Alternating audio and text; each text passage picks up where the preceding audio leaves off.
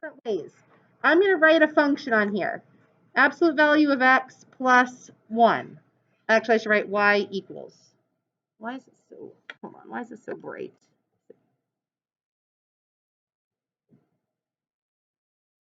That's a little bit better, isn't it? All right, so if you write that function on the front of the note card, can you describe what's going to happen to the graph? Up, down, left, right, flip over. So if it's a plus 1 inside the function, what's it going to do? Left, 1. What? Does that make sense?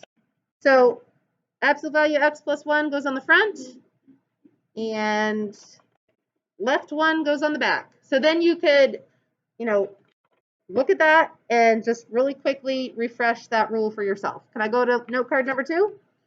Let's do a function going to the right. How about we do x minus 5 in parentheses squared? Because here's a quadratic function that's inside the function. And on the back, we're going to write right 5.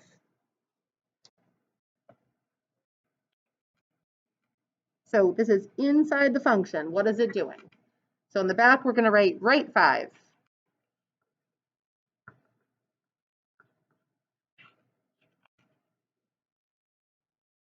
Good on that one?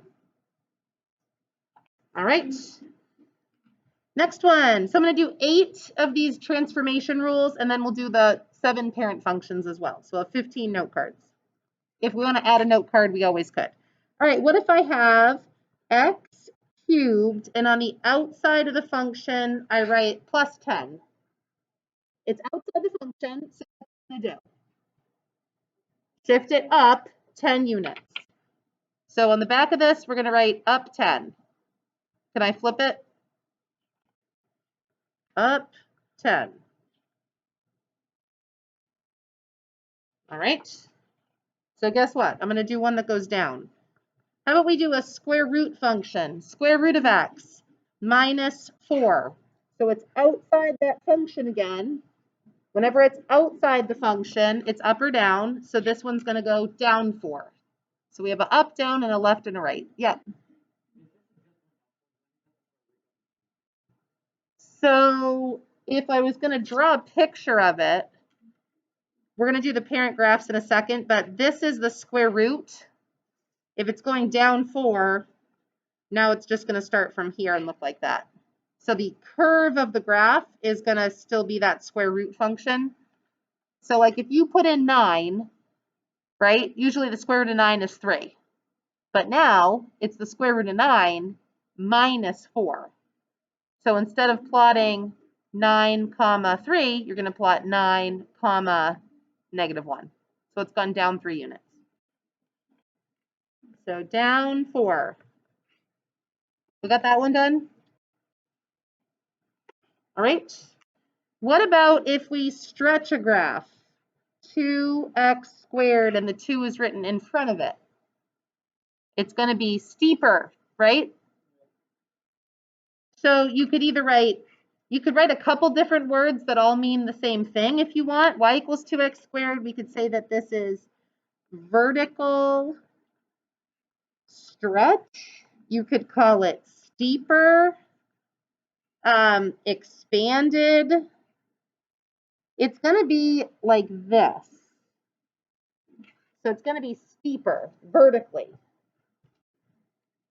So I call it either vertical stretch, steeper, expanded, however you want to call it. It's a steeper parabola. As opposed to, on the next note card, if you had y equals 1/2 x squared, let's compare what that would look like on the back.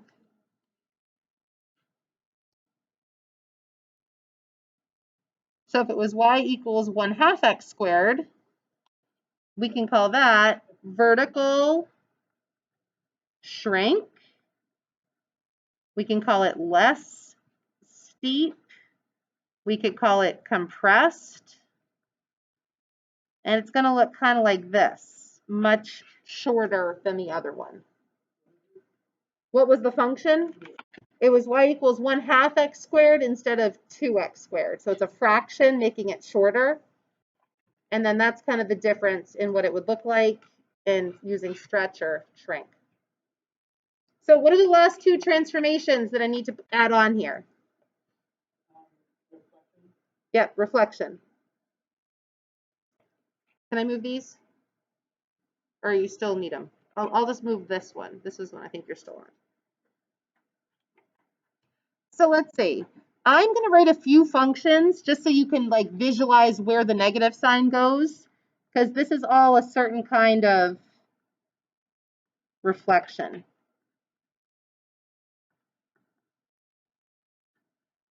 Okay, so those are all ways of saying that the negative sign is in front of the function.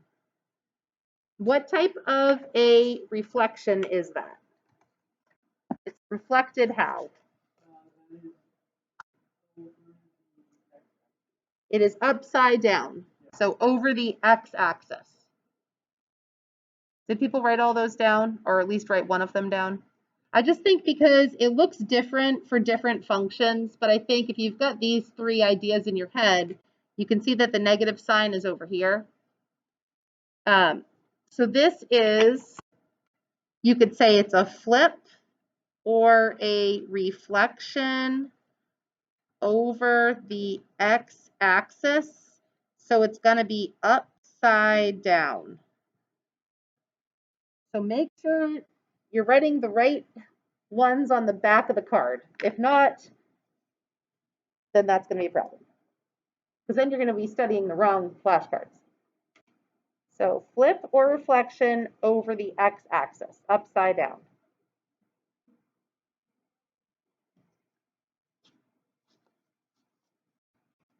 All right, so the other one to compare and contrast, can I flip this back over? Because I want to, I'm going to do the exact same functions, but now put the negative in the other spot.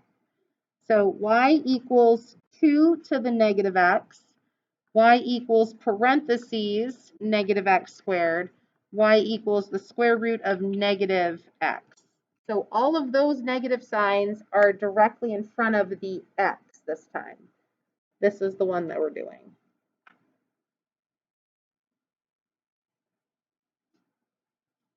So this is a reflection over the y-axis. You're flipping all the x's over the y-axis.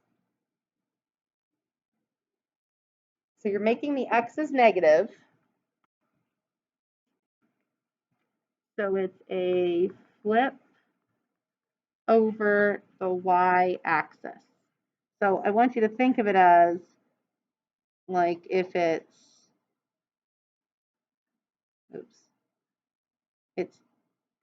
like this direction.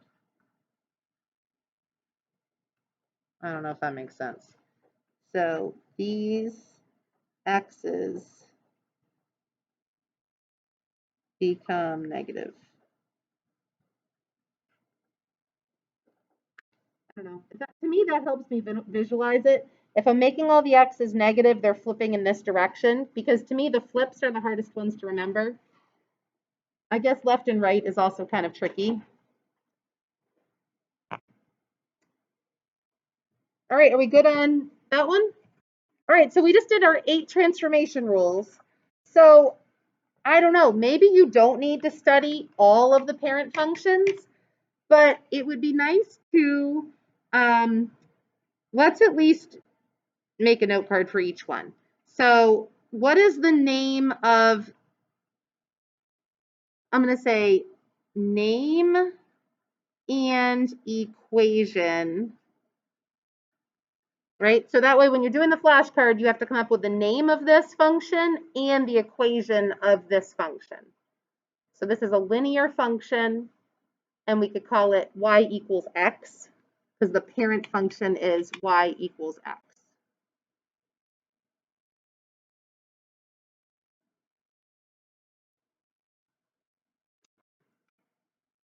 So it's linear y equals x. All right, give me another parent function.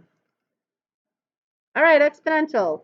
I don't know if I'm going to make, do I need a note card for exponential increasing and exponential decreasing?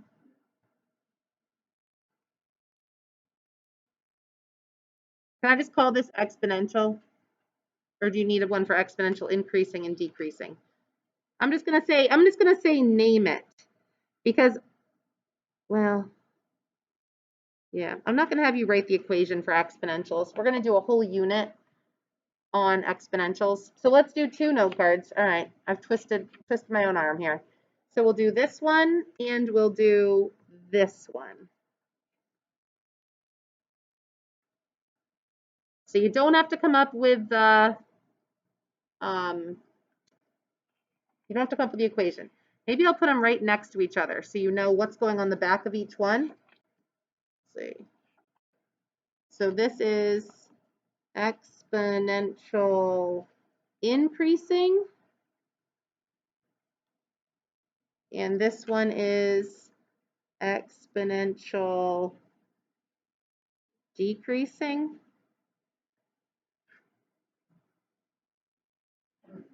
Maybe this is how I'll do it for my other class. Is it easier if the front and backs are right next to each other? Does that make it faster?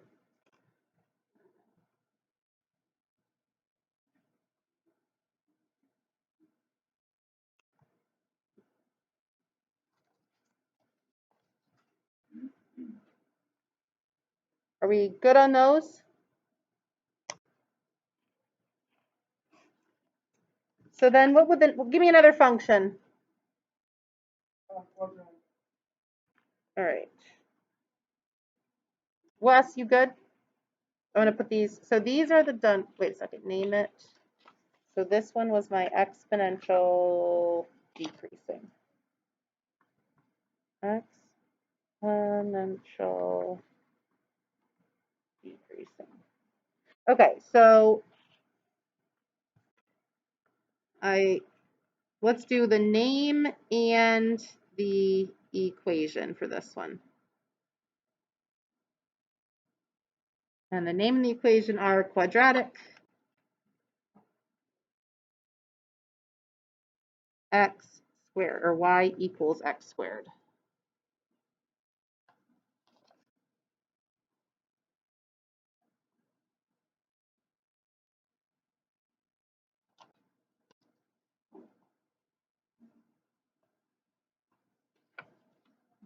Okay. All right, give me another function.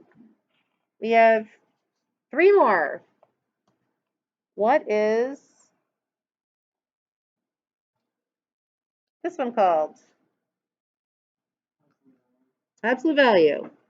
Name and equation. So it's absolute value y equals absolute value of x.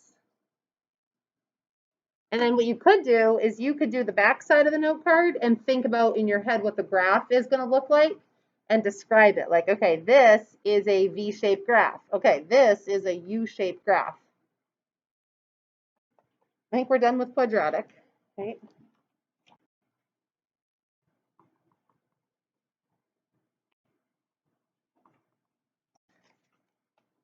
Oh, and the last one is this.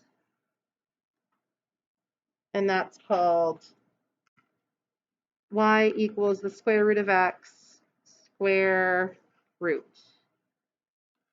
So you should have, I think, 15 note cards.